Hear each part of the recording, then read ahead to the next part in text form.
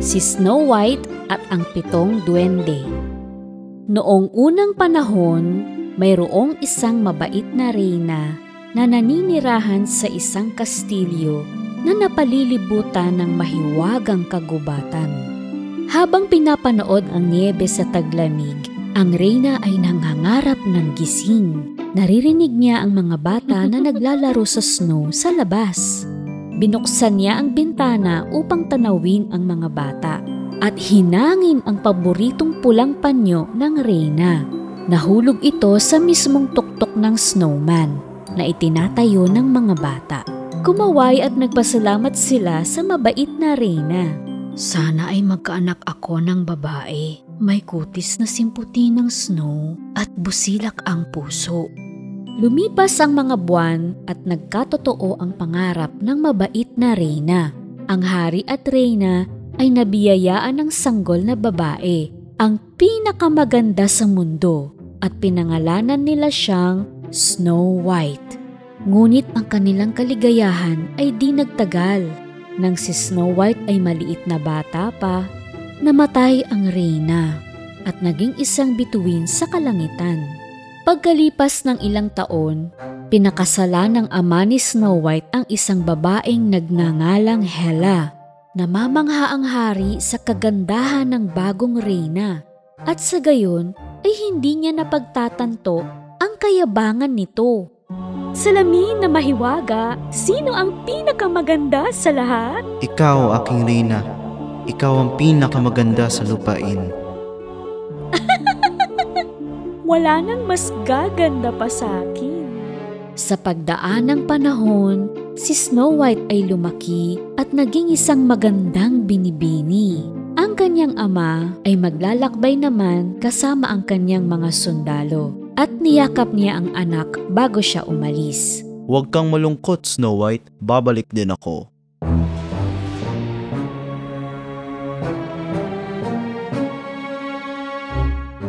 Isang araw, tinawag ng masamang loob na si Hela ang kanyang tagapagsilbi na si Duncove. Alisin mo ang tabing ng salamin ko, Duncove. Ngunit nang hatakin ni Duncove ang sapin, tumakip ito sa kanyang sarili. Hay naku! Lumabas ka na nga! Habang hinahangaan ng reyna ang sarili sa salamin, nagsambit siya ng, "Salamin, salamin na mahiwaga, sino ang pinakamaganda sa lahat?" Sa lupaing ito, aking reyna, hindi na ikaw kundi si Snow White ang pinakamaganda. Nagngingit-ngit sa galit si Hela. Walang sino man ang maaaring maging mas maganda kaysa sakin. Tila lumindol ang buong kastilyo sa kanyang galit. Nais niyang sirain ang kagandahan ni Snow White. Gumawa siya ng isang plano at inutusan ang mga ngaso ng kaharian na dalhin si Snow White sa kagubatan at patayin ito. Ibalik mo sa akin ang kanyang puso. Pinagkakatiwalaan ni Snow White ang mga ngaso ng kaharian, kaya't sumama siya rito.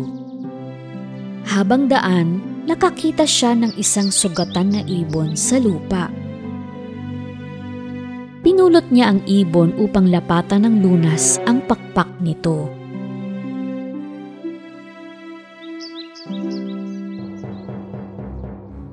Sa likuran niya ay ang mga ngaso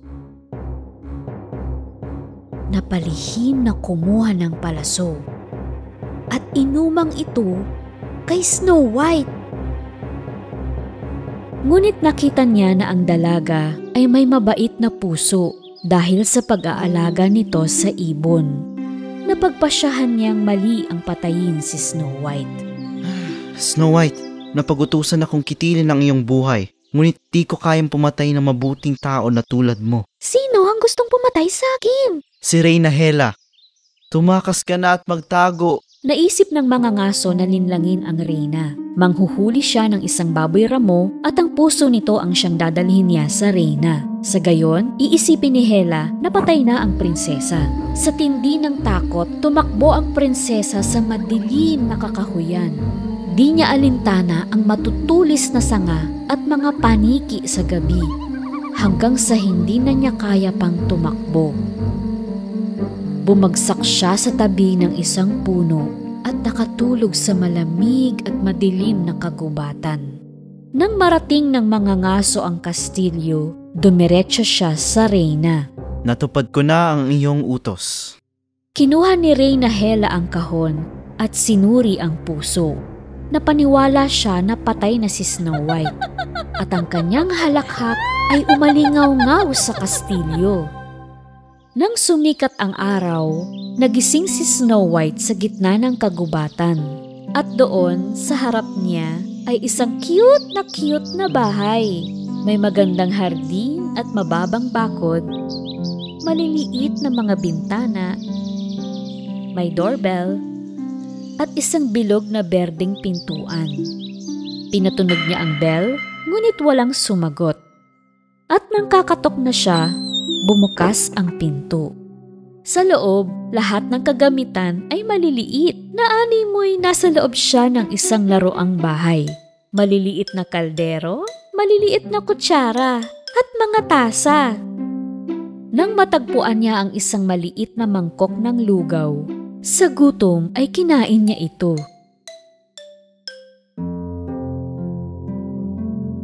At nakatulog siya sa isang maliit na kama.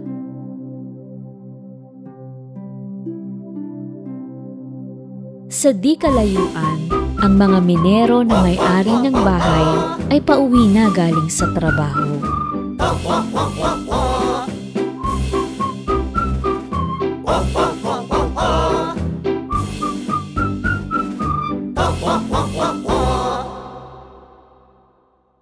Sa sandaling pumasok sila, alam nila na may mali, kaya tahimik silang nagmatsyag at nagbulungan. Shhh! May kumain ng tinapay ko. May gumamit din ng plato ko. May natutulog sa kama ko. Ayan oh.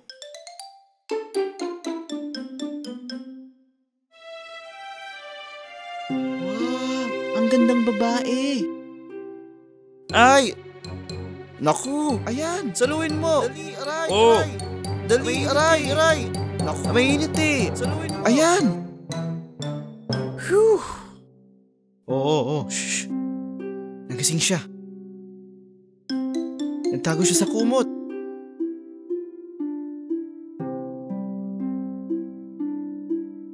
Huwag ka matakot sa amin, Binibini. Kami ang 7 duwende. Ako si Ace, siya si Jolly, ito naman si Angry, ayan si Curious, si Silly, si Shy, at ito naman si Lazy.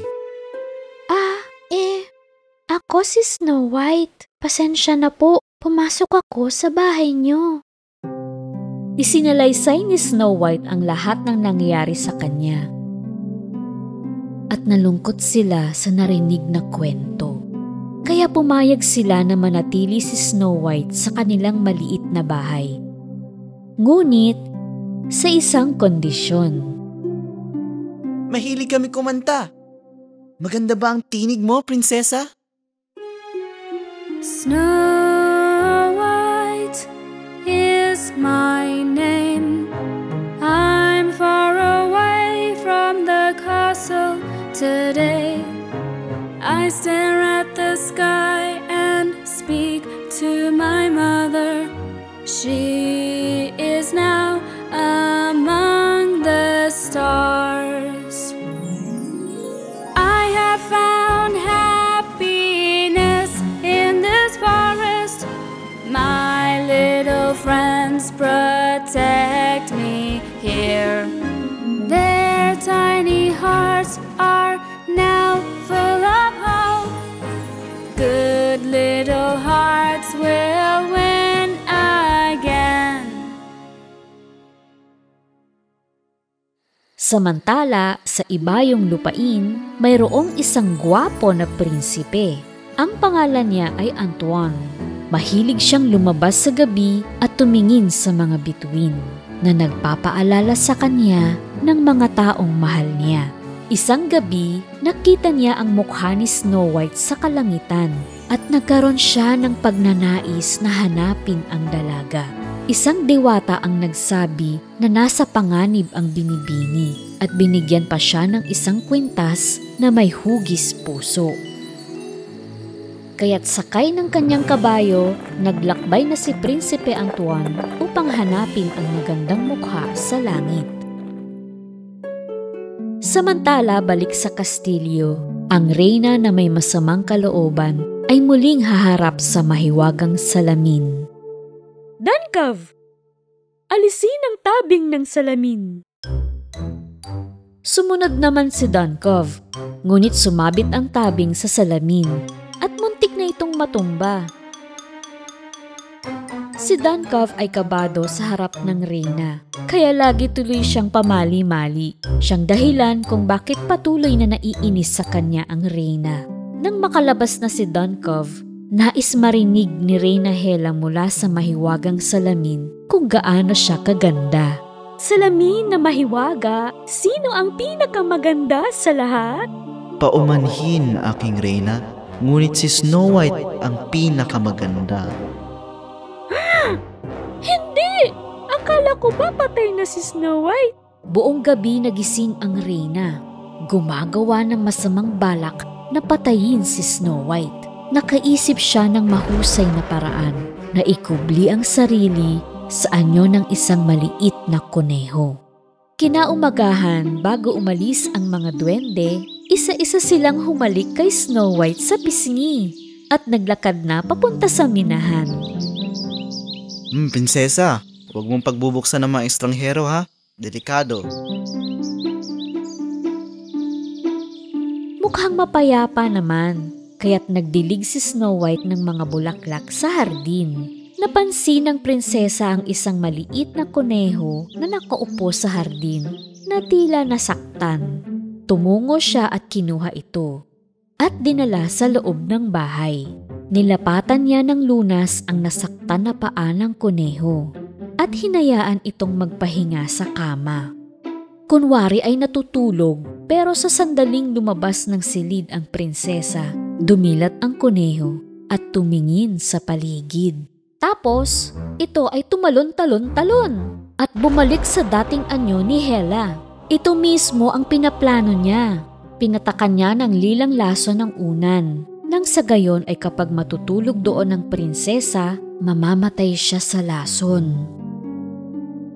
Napagod si Snow White sa maghapong paghahardin, kaya't pumasok na siya upang magpahinga. Mahihiga na sana siya sa unan na may lason nang marinig ang mga duwende na nakauwi na. Sinalubong sila ng prinsesa sa pintuan at pagkatapos ng masarap na hapunan, sumayaw sila buong gabi. Sa pagod ay nakatulog si Snow White sa harap ng pugon. Mabuti na lang at naiwasan niyang matulog sa nakalalasong unan. Nang makabalik ang reyna sa kanyang kastilyo, inabutan niya si Dankov na nakatulog na sa pintuan. Sa pag-aakalang nagtagumpay siya, pinuntahan niya ang mahiwagang salamin. Salamin na mahiwaga, sino ang pinakamaganda sa lahat? Aking reyna, si Snow White na kasama ng 7 duwende ay mas maganda kaysa sayo. Hindi! Ako! Ang dapat na pinakamaganda! Ako! Gagawa uli ako ng plano na papatay kay Snow White. Makalipas ang ilang araw, habang sinusulsihan ni Snow White ang ilan sa mga lumang damit ng mga duwende, nakarinig siya ng katok sa pintuan. Kumatok ito ng 3 beses. Sumilip si Snow White sa pintuan upang makita kung sino ito. At naroon ang isang matandang babae na may basket ng mansanas. Sino po sila? Ako ay tindera ng masasarap na mansanas. Nais mo bang tumikim ng isa? Nung una, natatakot si Snow White. Kaya lang, mahilig talaga siya sa pulang mansanas. Eto magandang ining, libreng patikim. Tinanggap ni Snow White ang mansanas na inabot ng matanda. kumagat siya. Ang mansanas ay may lason. Natumbas siya sa lupa bago pa man makahingi ng tulong.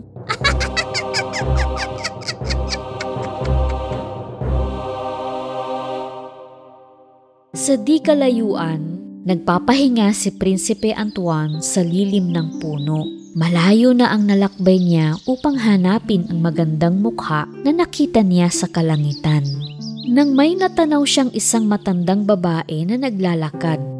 Kakausapin sana niya nang biglang nagbagong anyo ito at naging si Reyna Hela. Ang prinsipe at ang kabayo ay nagitla. Nagpasya tuloy siya na huwag nang magtanong ng direksyon. Kinagabihan, pag-uwi ng mga duwende, nakita nila si Snow White nakahandusay at wala ng buhay. Labis silang nalungkot na parang nadurog ang mga puso nila sa libu-libong piraso. Gumawa sila ng isang magandang kristal na kabaong at pinalutang ito sa pinakamahabang ilog upang makita ng lahat ng tao ang kaniyang kagandahan. Sa may baybayin ng ilog, naglalakbay ang prinsipe at napansin niya ang kristal na kabaong sa bangka. Nakilala niya agad ang mukha ng babae. Nalungkot ang prinsipe. Binuksan niya ang takip ng kabaong. Kinuha sa bulsa ang kwintas na stardust at isinuot ito sa prinsesa. Paalam aking prinsesa, magniingning ka tulad ng isang bituin. Nasaan ka man? Pagdakay, gumalaw si Snow White. Ang kwintas na stardust ay nagbigay ng himala. Nabuhay si Snow White. Nang magising, namangha si Snow White sa gwapong prinsipe na nakatayo sa tabi niya, na nagligtas sa kanya. Nang sa wakas ay nakabalik sa kastilyo ni Snow White, ikinuwento niya at ni Prinsipe Antoine sa hari ang lahat-lahat. Nang malaman ng hari ang ginawa ni Reyna Hela kay Snow White, pinalayas niya ito sa kaharian. Ang mahiwagang salamin at lahat ng pag-aari ng reyna ay kinandado ng hari sa isang tagong silid sa kastilyo.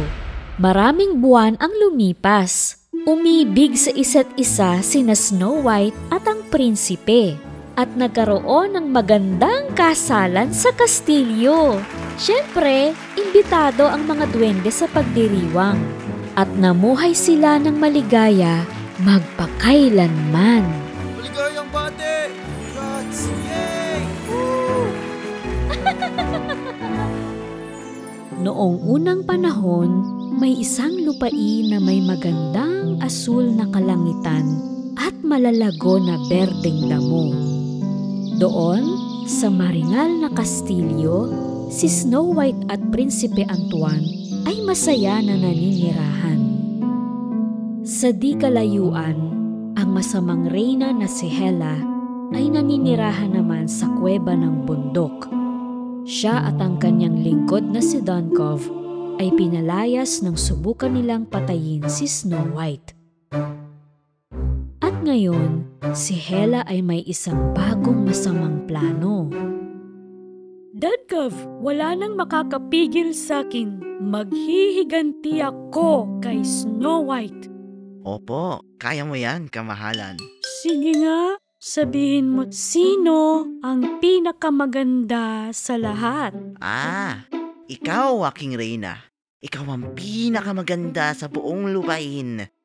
Maliban lang kayam. Ano ba, Duncove? Ako dapat ang pinakamaganda.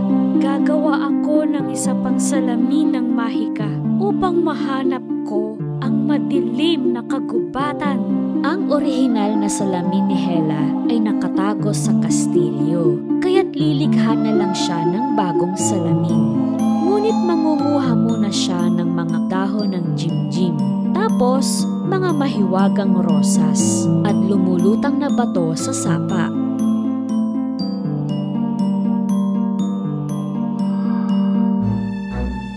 Ayon sa kanyang aklat ng mahika, Dapat pakuluin ang mga ito ng 20 minuto sa napakataas na temperatura. Sa wakas, mula dito ay nabuo ang bago at mas malakas na salamin ng Mahika. Mahiwagang itim na salamin, gumising!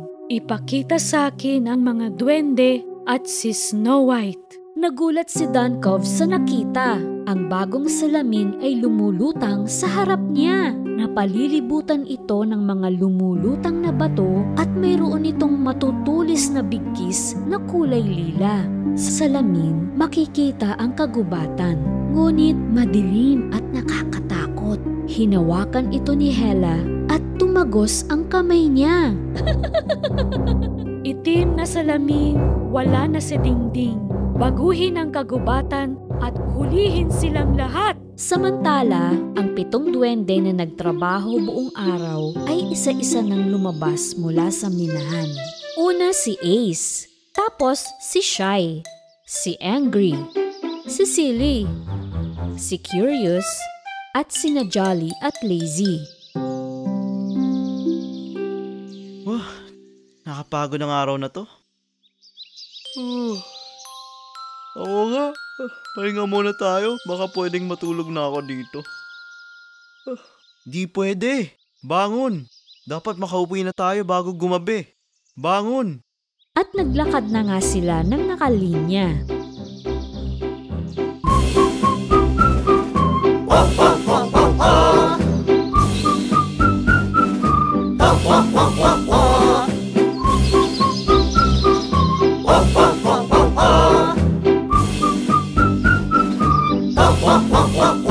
Ang duwending si Silly ang pinakahuli sa linya.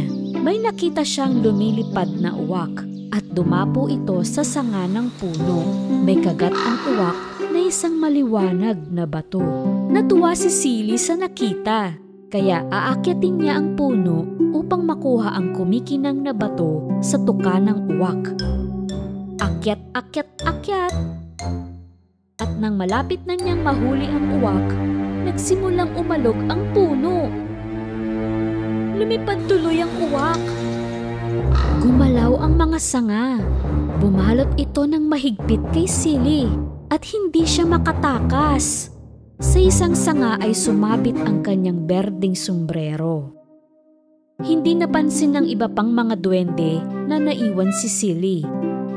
Ngayon, si Curious na ang pinakahuli sa linya. Nakaamoy siya ng masarap na empanada. Pumikit siya upang masundan ang pinagmumulan ng masarap na amoy. Dinala siya ng mahiwagang kagubatan patungo sa isang puno at nauntog siya sa sanga nito. Tinakpan siya ng mahiwagang amoy ng kagubatan at tinangay siya nito.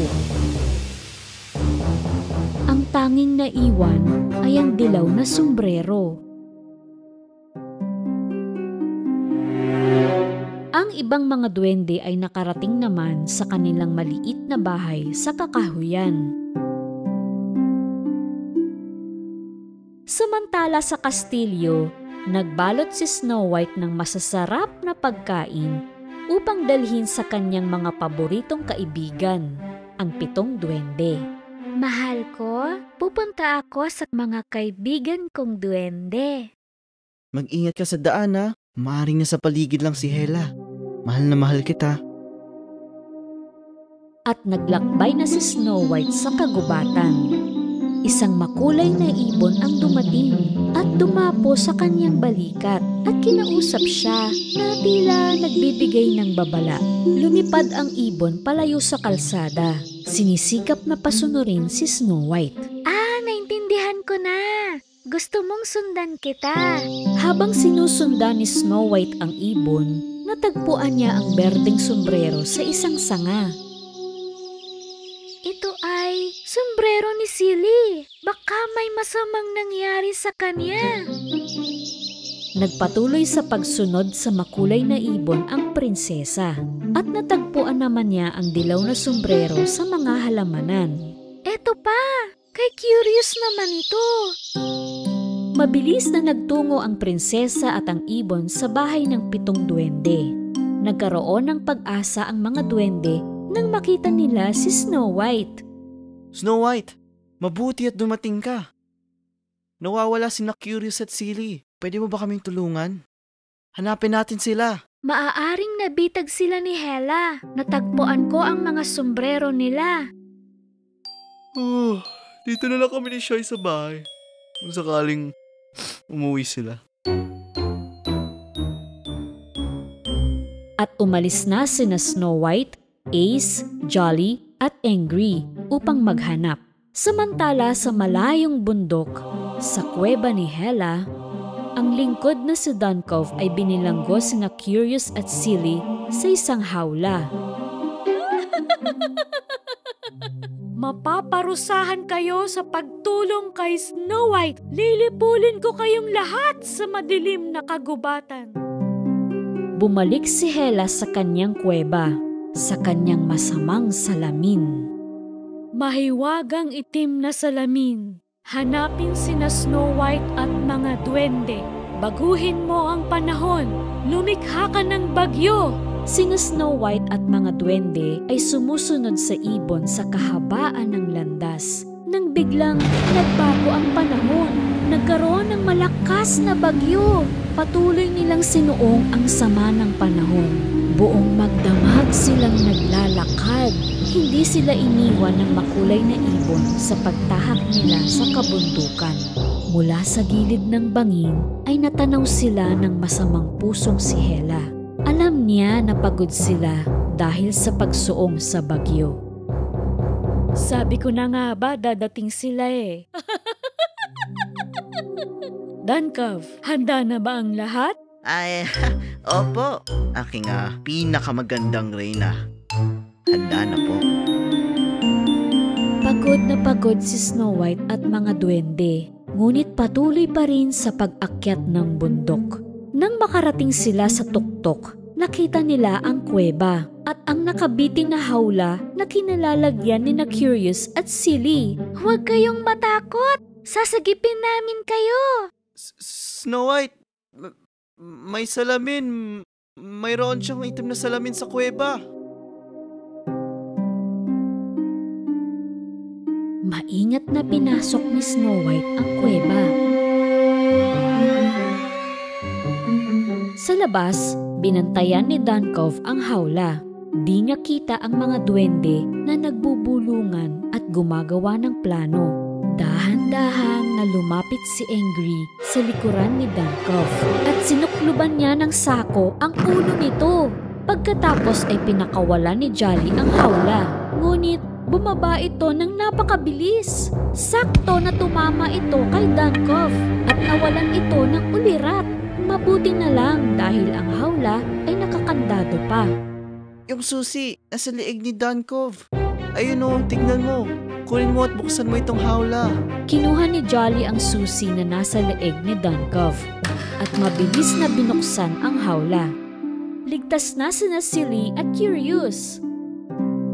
Ngunit sa loob ng kuweba, nagkaharap na sina Snow White at ang reyna ng kasamaan na si Hela. Hindi ka maaaring maging maganda sa paggawa ng kasamaan. Baguhin mo ang iyong puso at itigil ang pananakit sa kapwa. Pero walang pakialam si Hela. Nagmahika siya upang gawing pula ang mga mata at gawing matatalim na kutsilyo ang mga daliri. Sa likod ni Hela, ang mga duwende ay palihim na tutulong kay Snow White. Tinatakot ni Hela si Snow White upang mahulog siya sa loob ng itim na salamin. Makapasok ka lamang sa salamin, Snow White. Tiyak maglalaho ka na sa madilim na kagubatan. Magpakailanman! Di pansin ng matangkad na reyna ang pagpwesto ni Silly sa may paanan niya. At mula sa likod ay tinulak siya ng iba pang duwende. Natalisod siya at nalaglag sa loob ng salamin. Nagising si Duncove sa sigaw ni Hela. Patakbo siyang pumasok sa kuweba at inabutan si Snow White sa tabi ng salamin. Eto na ako, aking reyna. pinakamaganda sa lahat. Sila tuloy ang nakulong. Tuwang-tuwa ang mga duwende at niyakap nila si Snow White. Salamat sa tulong mo, Snow White. Kailangan natin itapon to. Kaya nilabas ng prinsesa at mga duwende ang salamin at hinulog ito sa bangin. Umuwi na tayo? Sa wakas, masaya sina Silly at Curious na makauwi sa bahay. Kasama si Snow White, kumain sila ng masarap na hapunan at nagkasayahan. Noong unang panahon, sa isang malayong lupain, naroon ang pinakamalaking puting kastilyo kung saan naninirahan sina Snow White at Prinsipe Antoine. Mahal nila ang bawat isa. Tuwing umaga, magkasama silang naglalakad sa hardin. Sa hapon naman ay namamasyal sila at sa gabi, nakahiligan na nila ang sumayaw sa bulwagan ng kastilyo. Snow White, napakaganda mo. Pinapasaya mo ang aking puso tuwing gabi. Hanggat kasama kita, aking prinsipe, magniningning ako tulad ng mga bituin. Sa wakas ay natatamasa na ang kapayapaan sa kanilang kaharian. Mula pa nang ipagbawal ang masamang puso na si Hela. At pagkatapos ay nakulong siya sa sariling bitag. Ngunit doon sa madilim na kagubatan, gumawa siya ng kanyang sariling kastilyo at ngayon, si Hela ay mayroon ng bolang kristal na pangsubaybay niya kay Snow White. Bolang kristal, ako ay sundin. Ang babaeng si Snow White ipakita sa akin. Naiinis talaga ako sa Snow White na yan. Kukunin ko ang iyong mahal na prinsipe. Tingnan ko kung di ka pumangit dahil sa kalungkutan. At wala nang mas gaganda pa sa akin. Mas maganda ka kaysa sa lahat, aking reyna. Mas maganda ka pa nga sa akin eh. Labas na nga, Duncove. Ayokong makita yung pangit mong mukha. Nakita ng masamang reyna sa kristal na bola ang pag-alis ng prinsipe sa kastilyo. Pumikit si Hela at nag-isip ng masamang plano. At pagkatapos ay tinawag ang kanyang itim na salamin na nasa ilalim pa rin ng dagat. Itim na salamin, makinig sa aking pahayag. Lumipat sa harap ng prinsipe at maging di nakikitang bitag. Naglaho sa karagatan ang itim na salamin. Napunta ito sa harap ng isang puno sa landas ng prinsipe. Nawalan ito ng anyo. Di na ito nakikita. Kaya maaaring mabitag nito ang prinsipe. Samantala balik sa palasyo, ang mga kaibigan ni Snow White, ang 7 duwende, ay paalis na upang magtrabaho sa minahan. Tuwing umaga, bago sila umalis, pinapabaunan sila ni Snow White ng mga halik. Paalam sa aking 7 duwende. Inupahan ng prinsipe ang mga duwende upang mangolekta ng mahahalagang mga hiyas para sa kastilyo.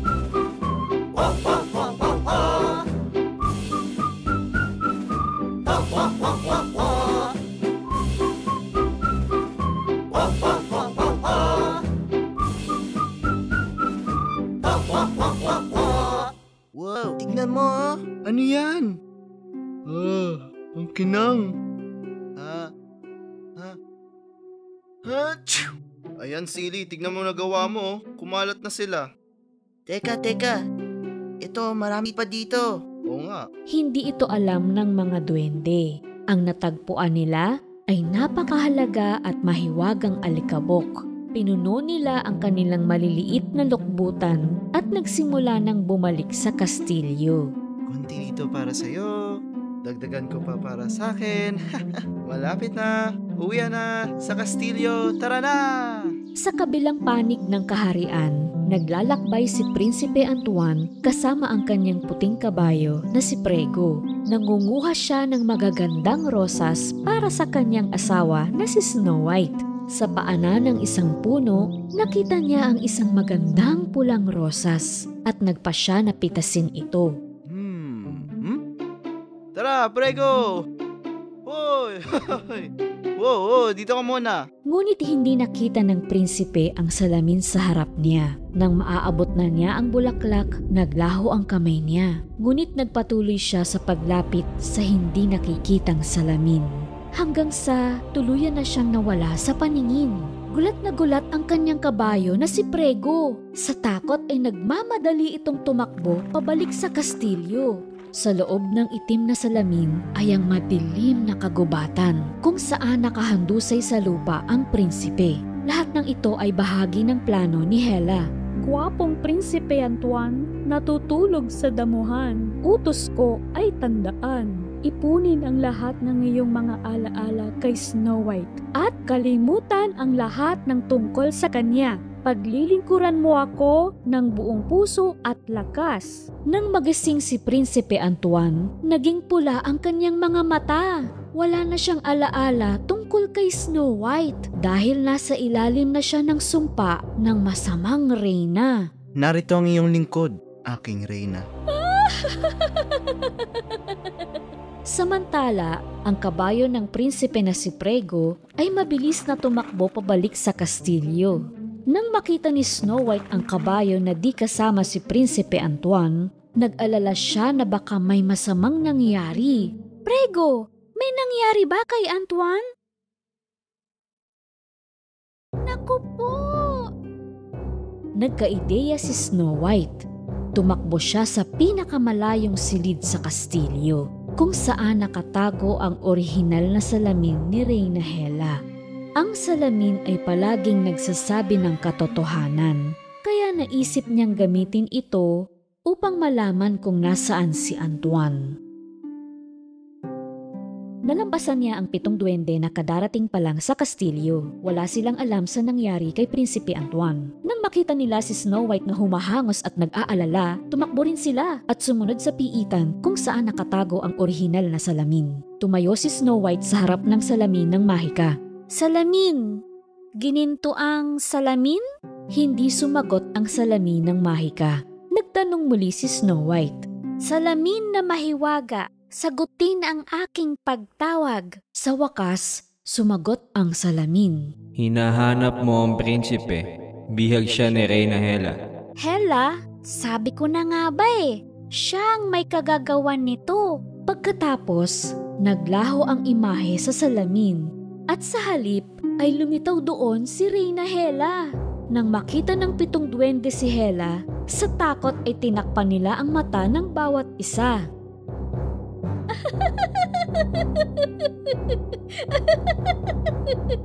Kung nais mong sagipin ang iyong mahal na prinsipe, lumagos ka sa salamin at hanapin mo siya. Mahal ni Snow White si Antoine, kaya lumapit siya sa salamin at nahigop siya sa madilim na kagubatan. Wag, Snow White! Naku! Huwag ka tumuloy, prinsesa! Ngunit huli na. Nakapasok na si Snow White sa madilim na kagubatan. Kumikidlat ang kalangitan. May nasusunog na mga puno. At may nakakatakot na mga nilalang. Hindi alam ng 7 duwende kung ano ang gagawin. Ngunit sila ay matapat kay Snow White, kaya nagpasya sila na sundan siya. Habang tinatahak ni Snow White at ng 7 duwende ang madilim na kagubatan, ilang mga alitaptap ang lumapit sa kanila at inilawan ang daan. Mabuti na lang dahil muntik na silang mapalusong sa isang lawa. Ang prinsesa at ang mga duwende ay maingat na tumatawid sa lawa. Humahakbang sila sa mga bato. Ngunit biglang isang higanting pugita na may 8 mahahabang galamay ang umahon mula sa tubig at sinalakay sila. Isa-isang kinuha ng masamang nilalang na ito ang mga duwende at winasiwas sila. At nang susunggaban na ng pugita si Snow White, mas maraming alitaptap ang lumipad sa kanya upang protektahan siya. Salamat sa inyo mga alitaptap. Maaari nyo rin bang iligtas ang aking mga kaibigan? Ang liwanag ng mga alitaptap ay lumakas habang lumilipad sila sa paligid ni Snow White. Lumipad sila malapit sa malalaking mata ng halimaw. Magningning kayo ng mas maliwanag pa! Nasilaw ng husto ang halimaw. Pinakawalan nito ang mga duwende at nakapiglas sila. Lumubog na lang sa tubig ang halimaw na pugita. Wow! Muntik na tayo dun. Salamat, Snow White. Niligtas mo ang aming buhay! Dapat tayong maging mas maingat. Tingnan nyo malamang yan ang kastilyo ni Hela. Oh, kastilyo yan. Sa loob ng kastilyo, isasagawa na ni Reyna Hela ang kanyang masamang plano. Ang kailangan lang niya ay isang lubid. Natalisod si Dunkov sa bitbit na lubid. Pumulupot ito sa sarili niya. Sa pamamagitan ng mahika, nagsambit si Hela ng sumpa sa lubid at pinakawalan nito si Dunkov. Pagkatapos ay inutusan ng reyna si Prinsipe Antoine na hulihin si Snow White gamit ang lubid ng mahika. Ilang sandali pa, nakarating na sina Snow White at 7 duwende sa bungad ng kastilyo. Nakatayo doon si Antoine, ngunit nakagapos ang kanyang mga kamay at paa. Nagmamadaling lumapit si Snow White upang kalagan ang prinsipe, ngunit ito ay isang bitag. Nang mahawakan niya ang lubid, lumipat ito sa mga kamay ni Snow White. Nahuli ko na siya, aking reyna. Sinubukan naman kalagan ng 7 duwende ang prinsesa. Ngunit lumitaw ang masamang reyna na si Hela sa likuran ng prinsipe. Sa wakas ay nabihag kita, Snow White. Napakasama mo talaga, Hela. Ginayuma mo siya. Mangkukulam. Lumalapit si Hela patungo kay Snow White upang patayin siya ng nagliliyab na apoy. Nagniningas din ang katawan niya ng apoy ng mahika. Nasindak ang mga duwende, pero si Silly ay lakas loob na sinugod ang reyna upang pigilan ito. Kaso natalisod siya. Tumalsik pa itaas ang maliit na lukbutan ng duwende at ang laman nito na maningning na alikabok ay tumapon sa nakagapos na mga kamay ng prinsesa at nakalag ang lubid. Nakawala na ako. Tignan nyo, ang alikabok na natagpuan natin sa minahan. Sumira sa kulam. Ano?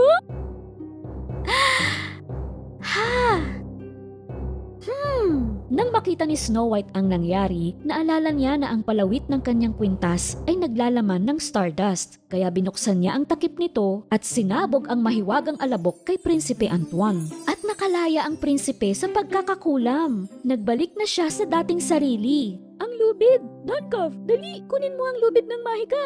Pero mas mabilis si Prinsipe Antoine. Nakuha niya ang lubid at pinaikot ito kay Dunkov.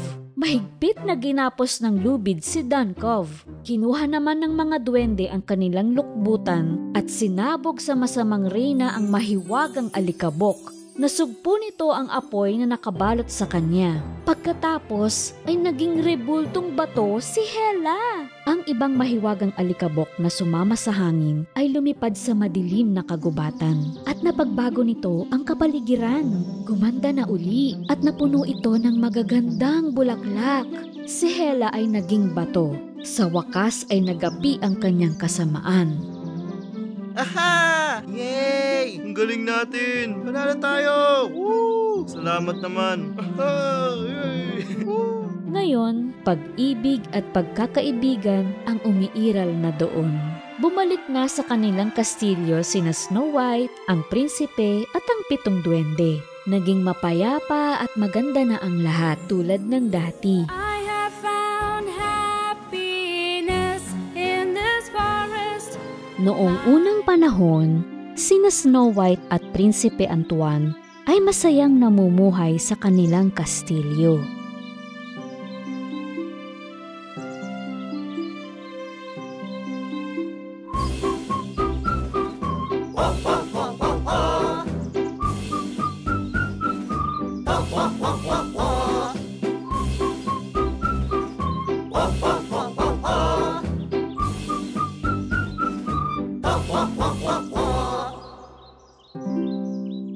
Isang araw, lumapit si Ace sa mag-asawa. Prinsipe, Snow White, mayroon akong mahalagang sasabihin sa inyo. Siyempre naman, anong kailangan mo? Ganito kasi. Pagbalik namin mula sa minahan, magpapahinga na sana kami sa kwarto nang bigla naming marinig ang isang kakaibang boses. Tulong! Tulungan niyo ako! Kaya hinanap namin siya. Nilakad namin ang isang mahaba at makipot na koridor. Bumaba sa ilang mga hagdan at nakita namin. Anong nakita mo, Ace?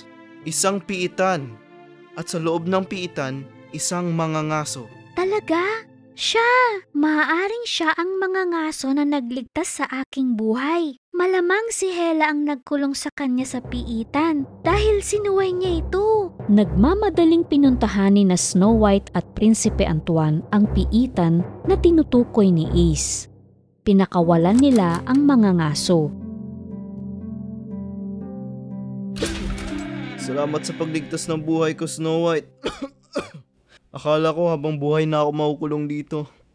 Samantala, sa isang madilim na sulok ng kagubatan, nakatayo ang isang estatwang bato. Ang masamang puso na si Hela ay nakakulong pa rin sa loob nito. Naroon lang si Dunkov sa malapit. Gumawa siya ng tolda mula sa 4 na kahoy at maruming tela. Sa loob, binabasa niya ang aklat ng Mahika upang maghanap ng sumpa na magpapalaya kay Hela mula sa pagiging bato. Sumpa para di makita. Sumpa para bumata. Bumata? Pwede kaya to sa akin? Saka na.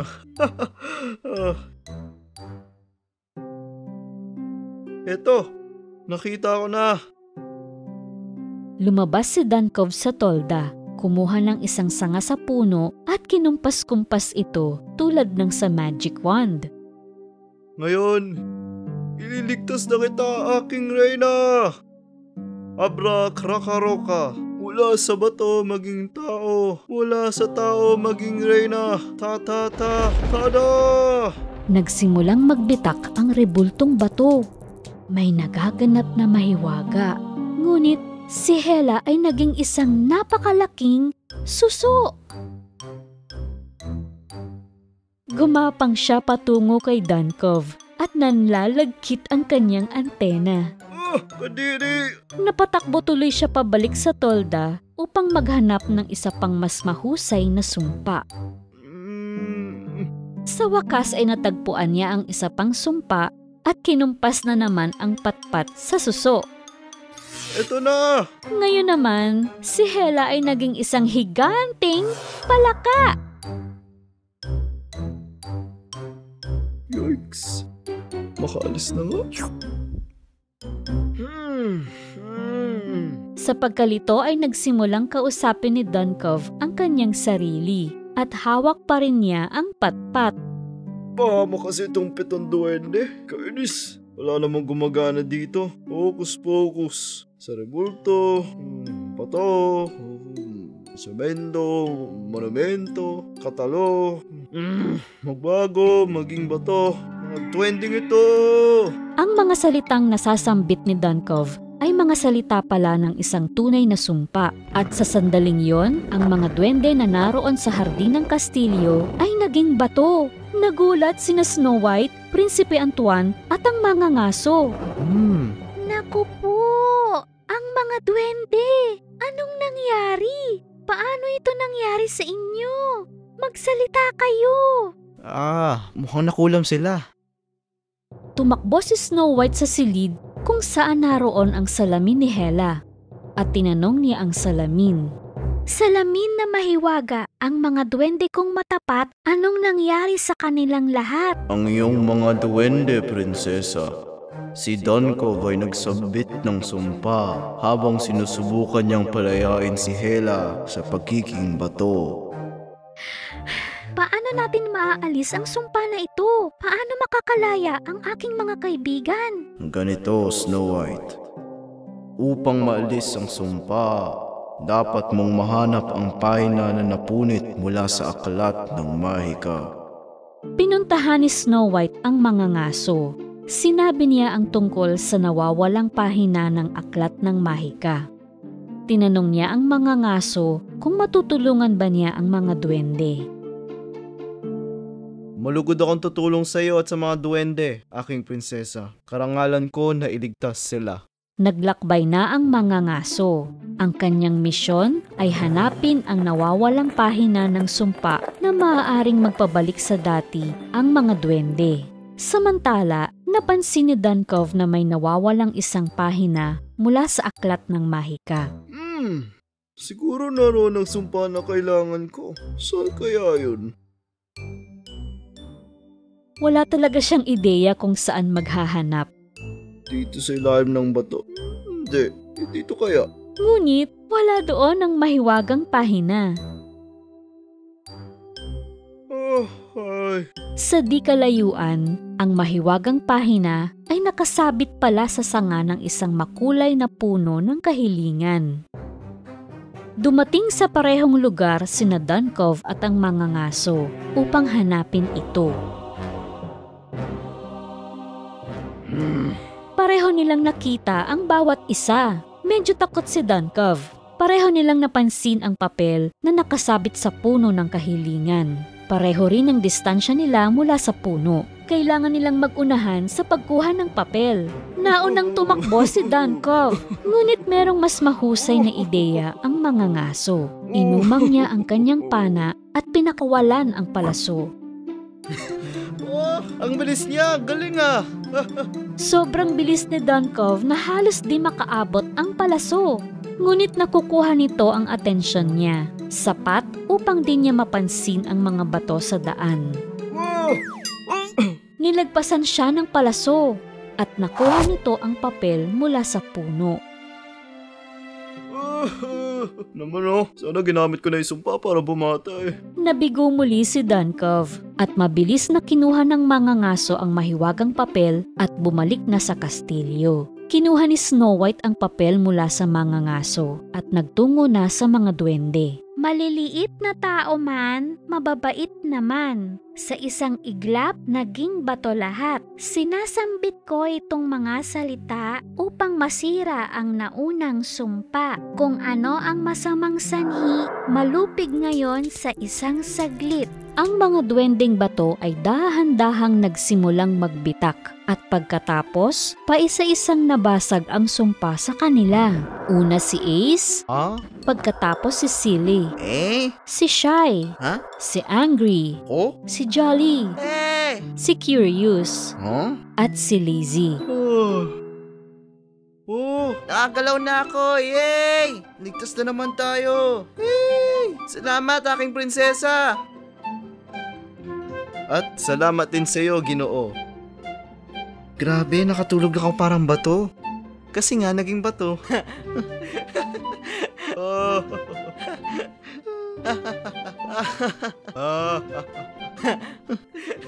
Si Snow White at ang 7 duwende ay tuwang-tuwa na nakawala na sila sa sumpa at sa isa na namang pagkakataon, payapa na muli ang kaharian. Snow White is my name. I'm far away from the castle today. I stare at the sky and speak to my mother. She is now among the stars. Noong unang panahon, sa isang malayong lupain, mayroong isang malaking kastilyo kung saan naninirahan sina Snow White, Prinsipe Antoine at ang 7 duwende. Isang araw, nangangabayo sina Prinsipe Antoine at Snow White. Ang mga duwende ay nagpasya naman na maglakad. Sa daan ng kagubatan, may nagmamasid mula sa likod ng puno. Siya ay isang batang duwende na babae na may puting buhok at mga pekas. Natatakot siya sa mga gwardya ng hari, kaya nanatili siyang nakatago. Matapos ang ilang araw, doon sa kuweba ni Hela, sinusubukan pa rin ni Dunkov na ibalik si Reyna Hela sa pagiging tao. Bipidi-bapidi-boo.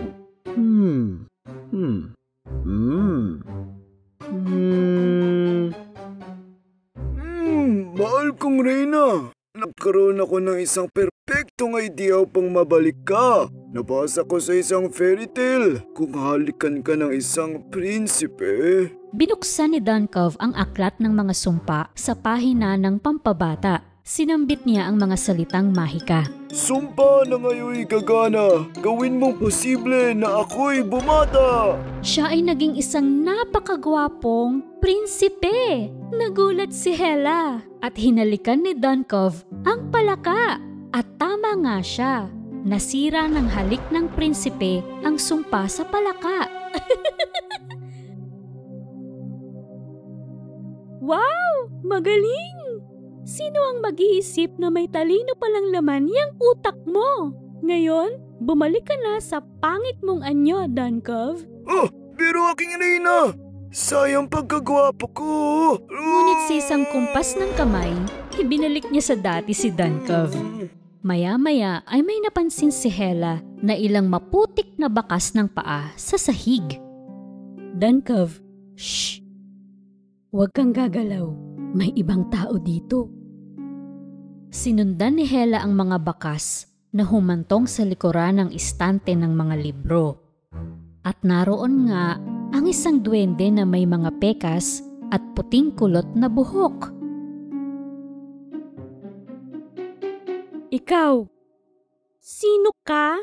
At anong ginagawa mo dito? Magsalita ka! Ang cute na duwende na may mga pekas ay lumabas sa kanyang pinagtataguan. Pasensya na po. Giniginawa ko at kailangan ko ng matutulugan. Hinahanap ko ang bahay ng 7 duwende. Ngunit nawala ako sa kagubatan. Ang pangalan ko ay Freckle. Magkakatulong ako. Nakatira na ngayon ang 7 duwende sa kastilyo ni Snow White. Wala na sila sa kagubatan. Sa kastilyo? Kilala ko ang mga duwende na yan. Malamang wala silang pakialam kung ikaw man ay gumala-gala sa mapanganib na kagubatan. Tingnan mo rito sa aking kristal na bola. Ipinakita ni Hela sa maliit na duwende kung gaano kasaya ang mga duwende sa kastilyo. At nakaramdam si Freckle ng pagkalungkot at pag-iisa. May sikreto akong sasabihin sa'yo, Freckle. Kailangan mo lang gumawa ng isang kabutihan para kay Snow White. Sa gayon ay magiging magkaibigan na kayo. Eto kunin mo itong suklay at suklayan mo siya. Pagkatapos, ay doon ka na rin patitirahin sa kastilyo. Pero hindi sinabi ni Hela sa kanya na nilagyan niya ng lason ang suklay. Nilagyan niya rin ito ng sumpa na sa sandaling dumikit ito sa buhok ni Snow White, ang magandang prinsesa ay papangit at tatanda. Kinuha ni Freckle ang suklay at nilagay ito sa kanyang bag. At pinapunta na siya ng masamang reyna sa kastilyo. Habang naglalakad si Freckle sa kagubatan, isang makulay na ibon ang lumipad sa itaas niya. Isang magandang balahibo nito ang nahulog sa kamay ni Freckle. Nilagay niya ito sa kanyang buhok.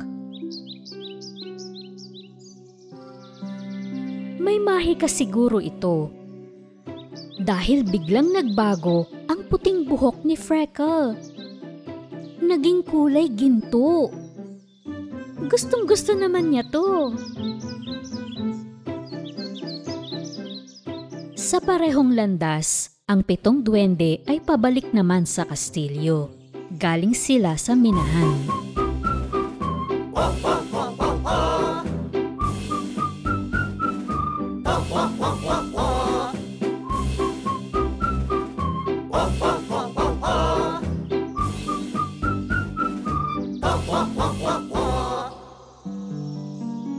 Nakita nila si Freckle at ang magandang gininto ang buhok nito.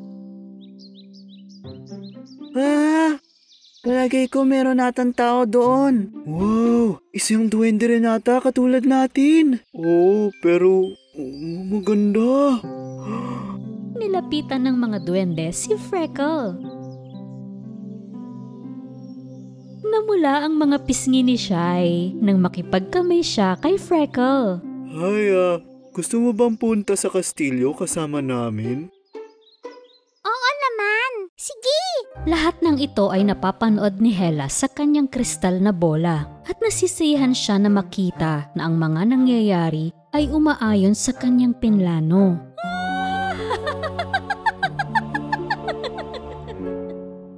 At nakarating na ang mga duwende sa kastilyo. Ito ang unang pagkakataon sa buhay ni Freckle na makakita ng malaking kastilyo at napakagandang hardin. Sinalubong ni Snow White ng pagbati ang mga duwende. Oh, hi! Kamusta? May bago kayong kasama. Ako si Snow White. Malamang ikaw ay bagong kaibigan ng 7 duwende. Ang pangalan ko ay Freckle. Sinabi ni Freckle kay Snow White na malungkot ang mamuhay ng nag-iisa. Naisa na niyang manirahan kasama sila sa kastilyo. Ipaghahanda kita ng isang kwarto dito, Freckle. Napakabait mo. Napakaganda rin ng buhok mo. Hayaan mo sanang suklayan kita. May dala akong suklay para sa'yo. Susuklayan na ni Freckle ang buhok ni Snow White gamit ang suklay. Walang kamalay-malay na nilagyan ito ni Hela ng lason at sumpa. Nang dumikit ito sa buhok ni Snow White, biglang pumuti ang kanyang buhok. Naku! Bakit ganyan? Oh, Tumanda at nangulubot ang mukha ni Snow White. prinsesa! Anong nangyari sa mukha mo? Ayos!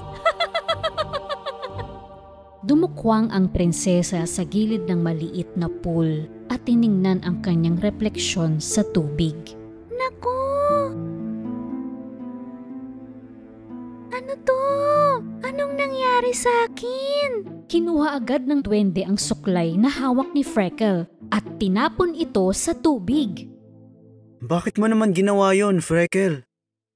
Hindi ko alam na may laso ng suklay. Isang babae ang nagbigay nito sa akin. Isuklay ko daw sa buhok ni Snow White. Patawarin niyo ako. Si Hela! Teka, alam ko na. Prinsesa, maibabalik kita sa dati. Paano mo siya babaguhin? Kinuha ni Freckle ang makulay na balahibo sa kanyang buhok at nilagay niya ito sa buhok ni Snow White. Pagkatapos, unti-unting bumalik ang kagandahan ni Snow White. Yan! Yay! Ayos! Mabuti naman! Woo! Salamat, Freckle. Freckle, huwag kang tatanggap ng anuman sa mga taong hindi mo kilala. Buti na lang, may panangga si Freckle. Oo nga, ang galing! Mula noon ay masaya nang nanirahan si Freckle sa kastilyo kasama ang kanyang mga kaibigan. Nakaligtas na naman siya. Galit talaga ako sa Snow White na yan.